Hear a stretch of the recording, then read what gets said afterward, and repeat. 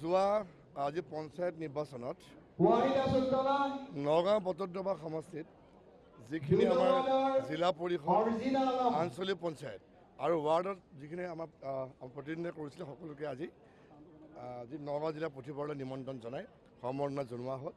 আচলতে জিলা পৰিষদ আৰু আঞ্চলিক পঞ্চায়ত দলীয় প্ৰতীকত নিৰ্বাচন খেলিছিলে আৰু আমি আটাইবোৰতে আমি জিকিবৰ কাৰণে সক্ষম হৈছিলোঁ। ৱাৰ্ড মেম্বাৰবিলাকো যদিও আমাৰ প্ৰত্যেক এবাৰ আমাৰ নাছিলে, কিন্তু প্ৰায় ৯৯% প্ৰাৰ্থী আমাৰ দলৰে প্ৰাৰ্থী। কোনোবা এইটো বুথৰ সভাপতি হৈ আছিলে, মণ্ডলত আছিলে, কোনোবা মৰ্চাত আছিলে। গতিকে তেনেকৈ নিজে নিজে বিভিন্ন প্ৰতীকত নিৰ্বাচন খেলিছিলে।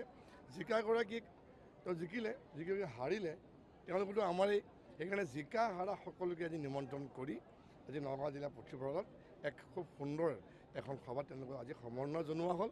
আৰু আগন্তুক সময়ত আমাৰ যিসকল জিকিছে তেওঁলোকে ৱাৰ্ডৰ ওপৰত কাম কৰি যাব, আৰু যিখিনি হাৰিছিলে দলীয় আমাৰ দায়িত্ব তেওঁলোকে পাব আৰু দলৰ দায়িত্ব তেওঁলোকে আগন্তুক সময়ত ৰাইজৰ ওপৰত তেওঁ কাম কৰিব। সেই বিষয়ে আজি তেওঁলোকক অৱগত কৰা হ'ল। খুব সুন্দৰ এটা ভাল পৰিৱেশ। পঞ্চায়ত নিৰ্বাচন হৈ গ'ল, কোনোবা জিকিলে কোনোবা হাৰিলে। দলৰ ভিতৰত থকা প্ৰত্যেকগৰাকী প্ৰাৰ্থী আমাৰ নিজৰ আছিলে। গতিকে তেওঁলোকে একেলগে মিলি পেলাই যাতে কাম কৰে তাৰ প্ৰতি আমি আজি তেওঁলোকক আহ্বান জনাইছোঁ।